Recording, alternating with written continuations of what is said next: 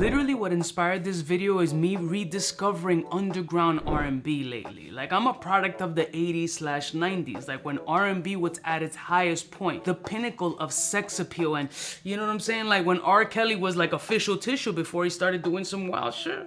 Do you like teenage girls? When you say teenage, how are we talking? And in the process of discovering this new underground R&B and all these amazing artists that I'm really falling into a deep wormhole, I'm like, there's so many fragrances living in the space of unhyped or unknown that have beauty and sex appeal. But unless somebody like myself who's gotten these fragrances, which are mostly new acquisitions, puts y'all onto it, maybe you might not have the opportunity to experience or even hear about such gems. Like, looking down at this list, there's gonna be some bangers in here that I myself need to dig into more. But it might be a lot harder for me than it is for you guys, because you don't have all this other shit. But it won't stop me from giving you the inside scoop of some sexy, delicious, unhyped fragrances that can separate you from everyone else. Let's roll my music so I can put you on to 8 unhyped fragrances you need to check out. Welcome to the YouTube channel that will make you laugh more than a gaggle of unicorns mating in the Serengeti. His wealth of knowledge will make the most astute astrophysicist question. His life decisions, led by his spiritual advisors, Chuck Norris and Walter Mercado, I present to you Mr. Kind of a Big Deal. Kind of a big deal. Blessed morning, my beautiful peoples. You know who it is. It's your boy, C to the U to the B to the A. Some of these, if not most of these, are niche, indie, unknowns, unhyped, which is exactly the whole topic of this video. All of these have a sexy, unique factor in its own way, but they all also possess one thing, which is kind of what interests me, is those ambery, dark, very seductively sexy notes that move me, that gave me the amazing first impression, which is what I personally look for. I want a fragrance that'll blow me away within the first 10 seconds that I smell it, because then that opens up the interest to seeing where other layers are there. Now, although most of these fragrances I have limited time with, that first impression blew me away. So the first one I'm gonna start off with is maybe the most hyped, kind of, but not a lot of people are talking about it because it's a relatively brand new brand that really nobody knows about. I think I might be one of the only people that has spoken about it and given it such high praise, and that's Tobacco Flirting with Vanilla by Mibitsu or BISOUS. You know I can't read, so don't expect me to pronounce it right. Incredibly sexy, smoky, vanillic, beautiful pipe tobacco, unbelievable. I like to call it like the Hugh Hefner in The Red Rope with the smoking pipe. This is absolutely a sex monster with amazing performance and completely unique scent profile. Although some people who have smelled it indicated that it kind of lives in the space of side effect by initio.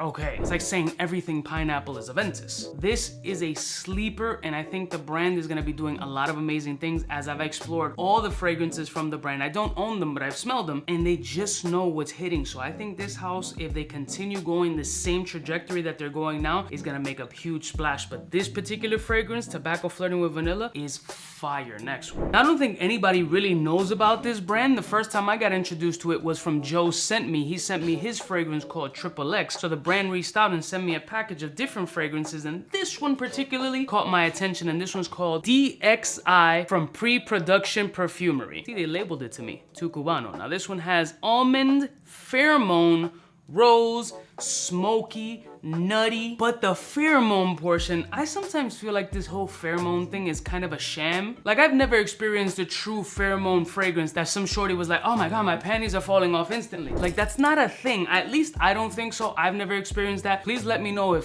pheromone fragrance has really done anything for you. There's like an ultra huge craze on TikTok about pheromone scents. Like, give me a break. But this shit smells fantastic. They like to do fun fragrances over at pre-production and kind of have a muse for each of their fragrance. So the muse for this was essentially Jessica Rabbit, which if you're my age, you definitely tugged your bean to that joint. You don't know how hard it is being a woman looking the way I do. There's a beautiful, mysterious, irisy, almondy, but airiness about this fragrance that the almond note is both like nutty yet fresh in some way. I don't know if it has to do with the iris note or the heliotrope that's in here. I'm gonna assume the musky powderiness is coming from that heliotrope, but it's a beautiful, very sexy scent. Powdery, rosy, sweet, sexy, dusty, with this intimate sex factor that I understand the Jessica Rabbit muse. Like there's something very alluring, sexy, busty, mysterious coming up to you, like captivating, like the star of the show just walked in. This fragrance definitely has a lot of that presence. DXI is one that you really want to check out from a house that you never heard of. This one in particular, out of the few that they sent me, stood out 100% as the top hitter. Next one. I got put onto this joint in Miami, and that's Oxatol by Fueguia. Man, let me tell you, this sexy, boozy, unbelievably citric and sour fucking shit is crack. This is a different level of booze, bro. The rum here is straight up Diplomatico rum, sweet, airy florals, bitter dark chocolate, and smoked cocktail vibes. There's so much performance and sex appeal in this mysterious fragrance that I can't pronounce. That's insane. It's a beautiful fragrance. The whole house really has some crazy fire experiences that are very drastic and completely different from each other, but they all really focus on some heavy naturals. Like photorealism and sex appeal is all there. And one of the beauties about this joint is the more that it dries down, you still get the element of the booze, and the booze gets a little bit more alcoholic the more that it dries down, but it starts bringing up that bitter dark chocolate, adding that element of sweetness and kind of alcoholic vibe to it, putting you in the space of maybe something like a Nasamato Baraonda or something with a very prominent booze note that just teeter-totters on a little bit too much, but it's absolutely well balanced. It's a hidden gem, bro. It's really fucking beautiful. Fueguia is a house that I really want to get more into. It was very interesting. You get a lot of quality in here, and it separates itself from your entire collection. Next one. One of the few fragrances the queen likes, and it's a new house that everything that they've been doing is right up my personal alley, and that's Day 3 Fragrances Philosophia. At this point, it's been released. I smelled it at Scent Explorer. I got to meet the brand owner and his wife. Super cool, very appreciative, humble dude, and I'm like, don't give me props, dude. You're the one who made this shit. I just talk about it. I just gotta re-smell this shit again. Bro. Oh my God, I don't even want to talk about this shit. I just want to smell it all day. Nutty cigar smoke is the best way that I can put this joint. A little bit of cafecito con leche. Like, you smell the froth in this shit. It's so fucking good. This is a fragrance that I really find zero off-putting quality in. There's nothing here that makes you question anything. There's not like, oh, maybe it's, oh, is this gonna? No, it's just instant fire. As mentioned, the notes are chocolate, hazelnut, Dominican cigar, black pepper, cardamom, and all that shit is wrapped up in a vanilla bow. Philosophia, I know it was on pre-order. I don't know about the release right now, but what I do know is that this is a problem. Next one. This is an extremely impressive oud that has no hype about it, and that's Oman Luxury Oud Aqualaria.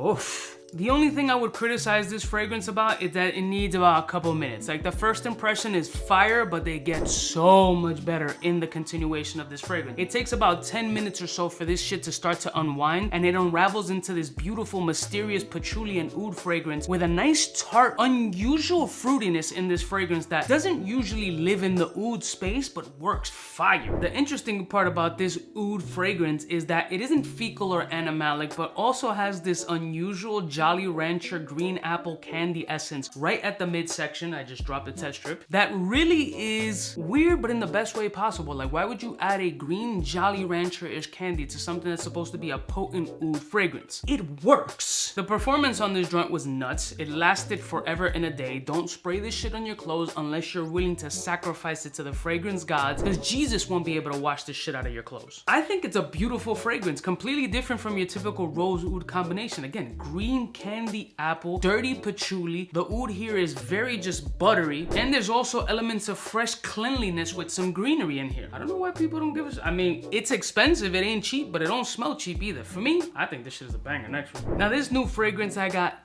double goosebumps in a matter of like 3 minutes, and this is by the House of Ajmal, and this is 6. Opens up with bergamot and grapefruit, but the grapefruit is perfectly balanced. It's not too tart. It's got a little bit of a sweetness. Think of like a ruby red juice back in the day. So in the center, you got jasmine, gardenia, and juniper berry. So it adds a little bit of a green earthiness and that gin kind of vibe that adds a boozy element to that grapefruit opening. And then at the base is cedar, patchouli, and mossiness. Who cares? This shit smells fire, dog. Very sexy, signature scent worthy, may lean a little bit warmer weather, but I feel like there's a lot of green and and base woods here that adds versatility to be worn in all seasons. This is a budget gem that you can get at any Perfumania in the middle of the mall and really have a gem here for sub $100. Great performance. It lasted at least 8.5 hours off of my skin for still a freshy fragrance. That's quite impressive, but double goosebumps in the initial video? Bro, I say keep an eye on it, but who knows where you'll potentially see it unless you're gonna go to Old Navy outlet store and pick something up. But this joint is a very interesting scent profile. I mean, double goose pimples, bro. Who gets that? Next one. Now this next fragrance is also an indie niche house that was making quite a bit of stir, just like day 3 over at Scent Explorer. The Elemental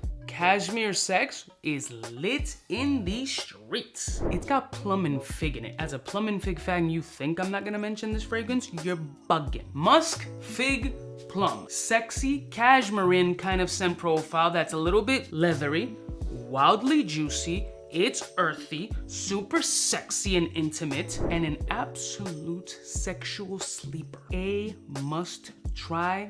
All I'm gonna say next one. You think you smelled a red apple fragrance before that'll blow your top off? Well, you haven't, cause Noble 1942, get ready for me to butcher this name, La Danza de la Lebilia.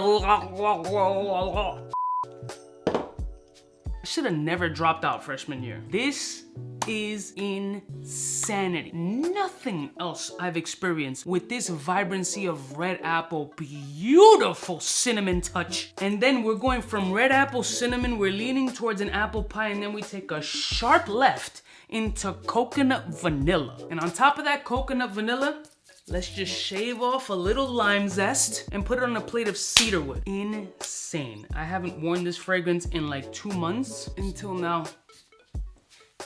Oh my God, Jesus. God, it smells delicious. I'm gonna touch myself inappropriately in front of the mirror for about 6 to 7 seconds. I'm trying to act like you last longer. So a recap of these unhyped fragrances that I find absolutely sexy and very interesting for you to try is that Noble 1942 La Danza blah, blah, blah, blah. I'll put it in the description. Ajmo 6, Oman Luxury Oud Aqualaria, Day 3 Fragrances Philosophia, Fueguia Oxatol, Pre-Production Perfumery DXI, Dixie, The Elemental Cashmere Sex, we fucking, and mi BISOUS Tobacco Flirting with Vanilla. Let me know what unhyped fragrances deserve a little bit of notoriety in the comments below. I love y'all mother suckers from the heart, and I'll see y'all stitches next time. You know who it is. Oh my God, it smells so fucking good. I gotta feel myself, dog. Smooth. She don't play. Hey, for all the chicks that got dead in the penthouse suite on top of my mom's crib. It's nonsense, you never get in. It's nonsense that you would think that you